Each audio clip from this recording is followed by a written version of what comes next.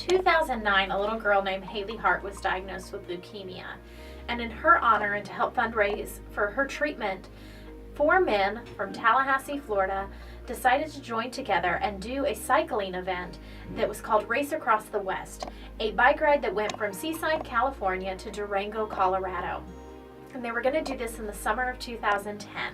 And so to prepare for that event, they got a coach who happened to be my husband. My family lived in Colorado at the time, and my husband was an athletic training coach. And so he started working with the gentlemen, getting them all trained up and ready for this major endurance event. And shortly before the event happened, one of the 4 men on their team got injured and could not do the race. And you have to have 4 men to do the race. And so they didn't know anybody else who could just step in and fill that role other than coach.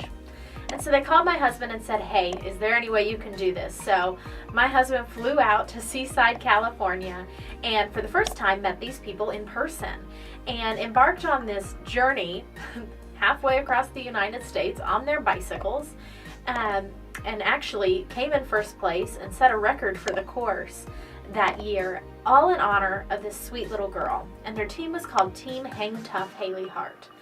And I'll never forget, my husband came home after that event and said, Janelle, I met the most incredible people.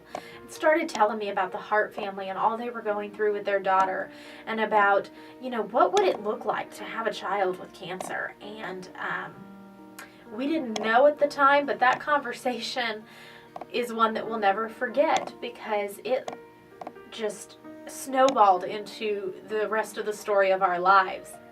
Haley finished treatment right after we had moved down here, and it was incredible to celebrate that journey. And the 4 men that had done the first cycling event said, you know what? Race Across the West was only halfway. There's Race Across America that is Seaside, California to Annapolis, Maryland, and we want to do it to celebrate Haley and all she's overcome. And Michelle and I, being the people we are, we said, well, you need to do it for a cause. The first time you did it for Haley's treatment, but that's done now, so what can we do it for? And the boys and Michelle and I, we decided Cure Search for Pediatric Cancer Research. And Michelle and I embarked on a fundraising journey together, which only bonded our friendship even more. We planned our first annual Grits and Glitz Gala, not knowing where this was all leading us, and we raised $13,000 that year for pediatric cancer. And the boys, they rode their bicycles. It took them 6 days, 6 hours, and a few minutes to ride all the way across the country. And Michelle and I were there at the finish line along with the rest of our family, and my daughter was there, and Haley and Ellie, Michelle's daughters, were there, and it was such an incredible moment. And I'll never forget, Michelle looked at me and said, after doing all this fundraising with you and really getting to know each other even more, I think you were put in my life for a reason. I think you were the one that was going to bring my dream of Hang Tough to a reality. She shared her vision, and I was honored, I was humbled, and yet I looked at her and said, I'm so sorry, I'm just not passionate about that. I was also terrified. I was pregnant with my second child. I didn't know what that was going to look like.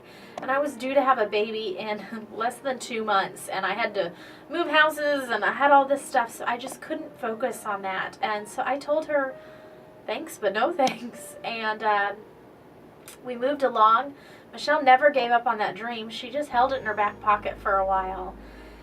And in August of 2013, when my son, that I had given birth to 11 months prior, he was diagnosed with the same type of leukemia that Haley had. There's no way we could have made up this story. It's unbelievable. Our worlds collided on purpose.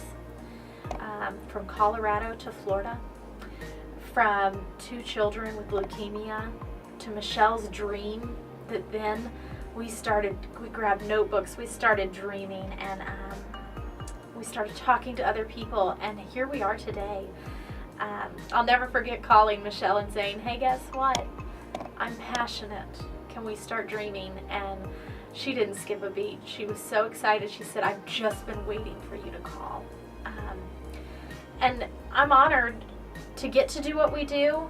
I'm so proud of both Haley and Grayson, who have both overcome the odds and are current leukemia survivors.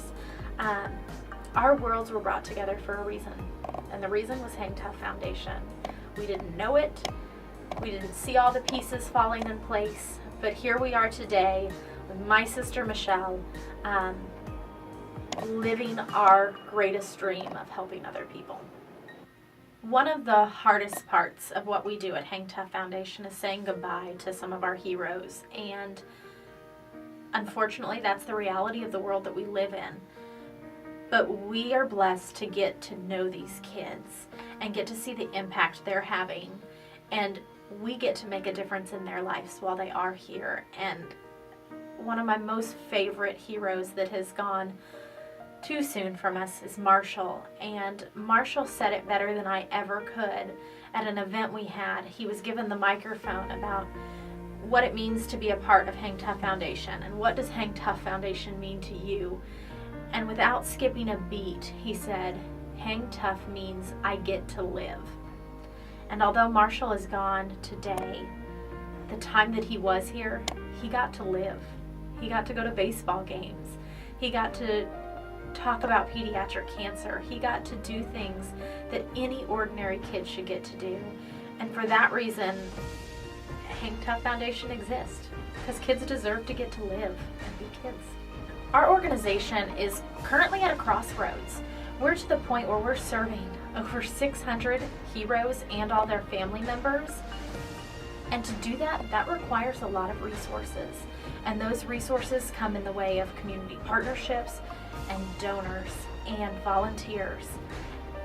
To be able to provide 14 different programs and services to this many people, we have to have that financial support from our community and from afar to be able to continue to do what we're doing. When I say we're at a crossroads, we're at a point where we have to decide whether we're going to start capping our numbers of how many people we can serve, or we're going to start pulling back on how many programs and services we're going to offer, because the financial backing has got to be there.